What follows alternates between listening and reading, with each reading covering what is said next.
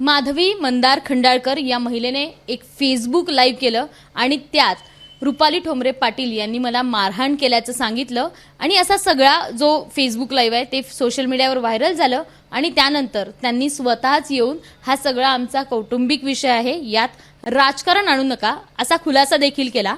नेमकं काय घडलं, रुपाली पाटील यांनी खरंच त्यांना मारहाण केली का, त्यांनी माघार का घेतली, हे सगळं जाणून घेण्यासाठी माझ्यासोबत रुपाली ताई आहेत. काय नेमकं घडलं होतं, आरोप केला होता मारहाण केली, त्यांच्या चेहऱ्यावर रक्ताचे डाग दिसत आहेत, काय नेमकं होतं? एक लक्षात घ्या, काल हा व्हिडिओ म्हणजे जी काही माधवी मंदार खंडाळकर आहे यांनी एक फेसबुक लाईव्ह केलं, ती लाईव्ह तुमच्या माध्यमातून माझ्याकडे आली.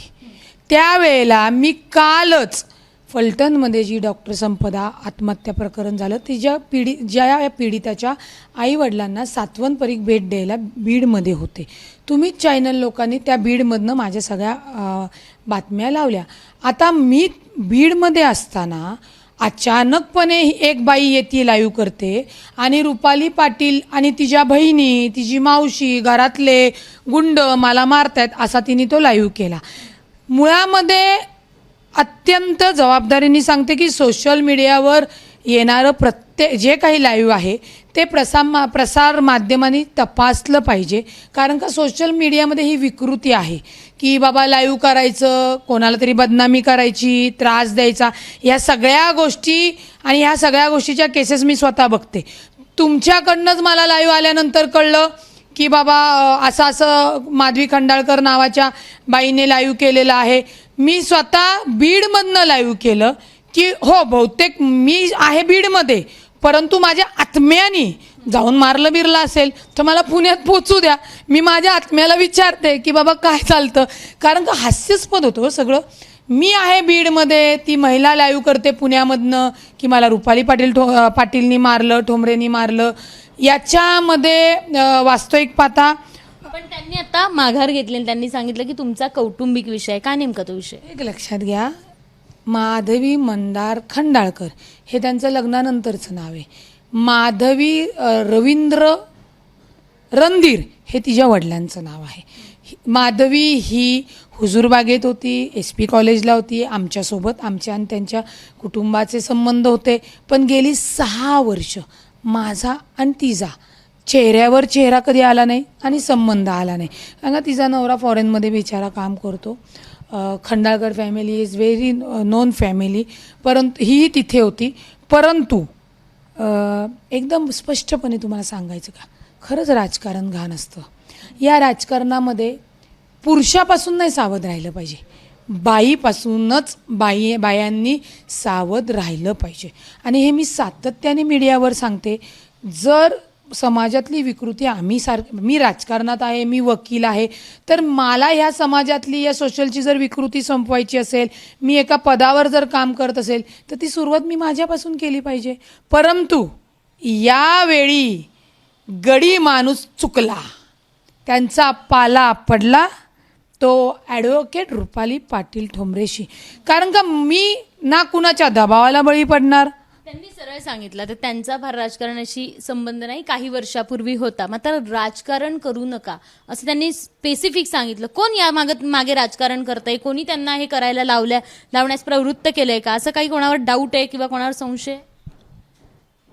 त्या राष्ट्रवादी काँग्रेस पक्षामध्ये एकत्र असताना मला वाटतं 2019-20ला त्या पक्षात सदस्य म्हणून काम करत होत्या. कोणासोबत करत होत्या? त्यावेळी मी मनसेमध्ये लोकप्रतिनिधी होते. त्या माधवी मंदार खंडाळकर, महिला आयोगाच्या अध्यक्षा सौ रुपाली निलेश चाकणकर यांच्यासोबत काम करत होत्या. आणि मी अत्यंत जबाबदारीने सांगते, चाकणकर ताई एवढ्या मोठ्या पदावर असताना सुद्धा चाकणकर, सोनाली गाडे, स्नेहल चव्हाण, खोरसे, पांढरे आणि ॲडव्होकेट जयश्री पालवे ह्या महिलांना धमकी देणं, त्रास देणं, त्यांच्यासोबत जे काही मैत्रीचे संबंध असतील तर त्यांचे फोटो काढणं आणि मग त्यांना इतर राजकारणामध्ये त्यांच्या ज्या स्पर्धा असतील किंवा स्पर्धक असतील त्यांच्या विरोधात व्हिडिओ तयार करायला लावणं, हे अद्याप मी का बोलले नव्हते, कारण का ज्या महिलांवर हे घडलं त्या महिलांना समोर यायचं नव्हतं. त्या महिलांनी वरिष्ठांकडं, नेत्यांकडं, म्हणजे त्यांनी अजितदादांकडे तक्रार केलेली आहे, सुनील तटकरे यांच्याकडे तक्रार केलेली आहे, सुनेत्रा पवारजींकडे तक्रार केलेली आहे, परंतु त्यांना समोर यायचं नव्हतं आणि त्यांची ती ताकद नव्हती. त्यांनी माझ्याकडे सुद्धा तक्रारी केलेल्या आहेत. त्या महिलांनी तुम्हाला येऊन सांगितलं होतं की यांनी आम्हाला असं सांगितले तुमच्या विरोधात बोलायला? हो, मध्ये एक व्हिडिओ व्हायरल झाला, संगीता वानखेडेनी केला होता, तो नंतर डिलीट झाला. कर्म धर्म सर्म योगाने मी वकील असल्यामुळे ज्यांनी तक्रार म्हणजे व्हिडिओ केलाय त्यांच्यावरही गुन्हे दाखलताही होतात. मी सांगितलं ना, या राजकारणात पुरुषांपासून धोका कमी, महिलांपासून धोका जास्त आहे. आणि त्यातनं रुपाली चाकणकर यांच्याकडने वैष्णवी हगवण्याच्या प्रकरणात मी नाही त्यांच्या विरोधात बोलले, ती मयुरी हगवणे बोलली. रुपाली चाकणकरनी आणि ह्या जे मी नावं तुम्हाला सांगितली त्यांनी माझा 2019 मधला पोलीस स्टेशनमध्ये महिलेला न्याय देताना समोरचा जो कोण बोलत होता त्याला जसाच त्या भाषेत उत्तर देतानाचा व्हिडिओ व्हायरल केला की बघा रुपाली पाटील ठोंबरेला आता आयोगाचा अध्यक्ष बनायचंय. अरे तुम्ही राजकारणामध्ये कशासाठी आलेला आहेत, आधी ते ॲनालिसिस करा. मग आम्ही राजकारणामध्ये कामाने जर सिद्ध होत असेल आणि जर चाकणकरांना त्रास होत असेल तर त्याला आमचा दोष नाहीये. या आधी देखील रुपाली चाकणकर वर्सेस रुपाली ठोंबरे हा वाद बघायला मिळालाच आहे. या निमित्तानं तो पुन्हा एकदा बघायला मिळतो. मला सांगा, मी कधी रुपाली चाकणकरांचं नाव घेतलं? फलटणच्या डॉक्टर संपदाने आत्महत्या केल्यानंतर रुपाली पाटील ठोंबरेंनी सांगितलं का चाकणकरांना स्टेटमेंट द्या? चाकणकरांना कामकाज जमत नाही किंवा त्या काहीतरी प्रत्येक विषयात, संवेदनशील विषयात एक जबाबदार पदावर राहून जर चुकीचं बोलत असतील आणि महाराष्ट्रातले समाजातले लोक जर त्यांना ट्रोल करत असतील तर बोलत असतील, मी सुद्धा, मला ती गोष्ट पटली नाही. एका पक्षात जरी असेल तरी आम्ही समाजामध्ये जे चुकीचं आहे ती गोष्ट रुपाली चाकणकरनी चूक केली तर चूकच म्हणणार, योग्य म्हणूच शकत नाही आम्ही. त्याच्यात रुपाली पाटील ठोंबरेचा काय दोष आहे? माझा रुपाली चाकणकरची बांधायलाच बांध नाहीये. तरी त्या तुमच्या मागे असं का लावतात? आता हाही प्रश्न आहे. माधवी जे आहे त्यांना देखील रुपाली चाकणकरांनी हे सगळं करायला भाग पडलं असं तुमचं म्हणणं? 100% हो.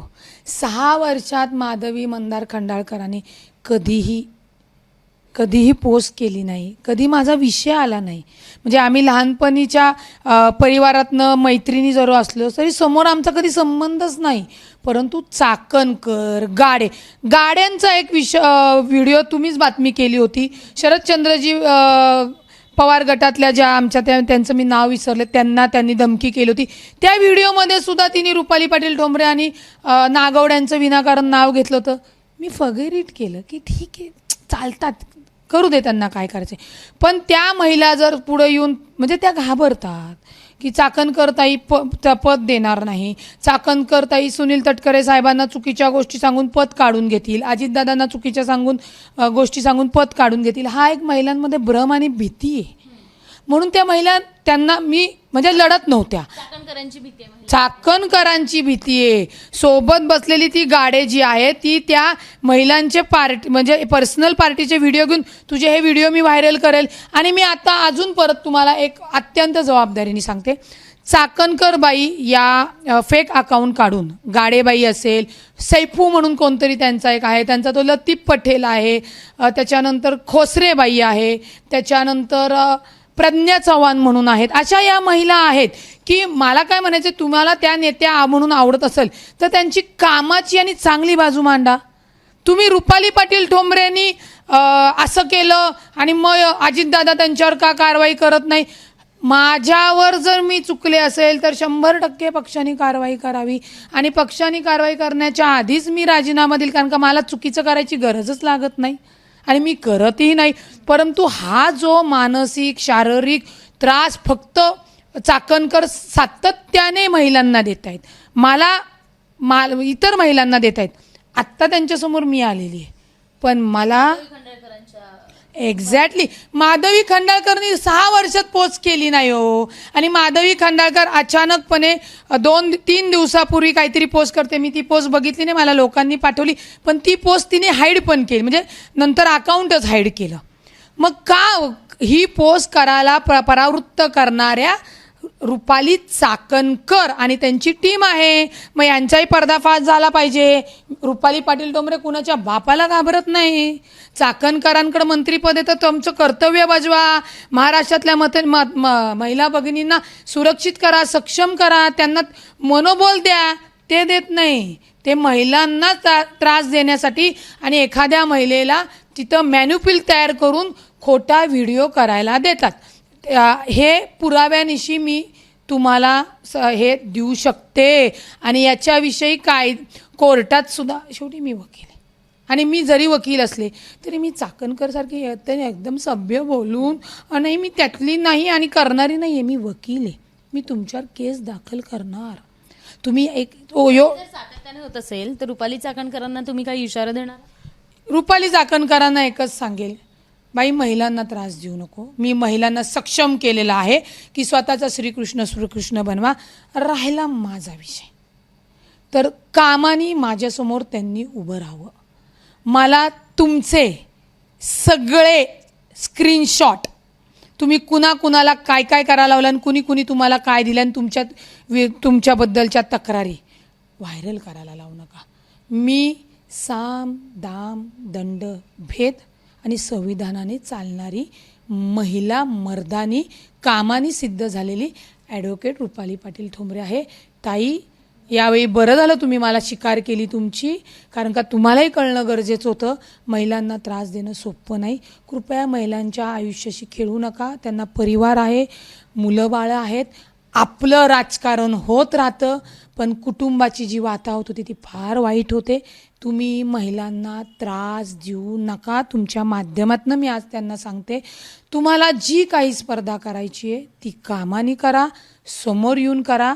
निश्चित आई जगदंबा तुम्ही जर काम केलं तर तुम्हाला सद्बुद्धी देऊन तुमच्या राजकीय करिअरला ते बळ देतील आणि माझ्याही तुम्हाला शुभेच्छा. माधवी खंडाळकरांचा जो व्हिडिओ व्हायरल झाला त्याच्या मागे रुपाली चाकणकर यांचा हात आहे आणि याच्या आधीही अनेक महिलांना रुपाली चाकणकरांनी हे असं सगळं करायला प्रवृत्त केल्याचा आरोप आहे तो रुपाली ठोंबरे यांनी केलाय. अर्थातच या सगळ्या निमित्तानं पुन्हा एकदा रुपाली चाकणकर आणि रुपाली ठोंबरे यांच्या दोघींमधला वाद पाहायला मिळतोय. कॅमेरामन अमोल गवाळेसह शिवानी पांढरे, एबीपी माझा, पुणे. एबीपी माझा, उघडा डोळे बघा नीट.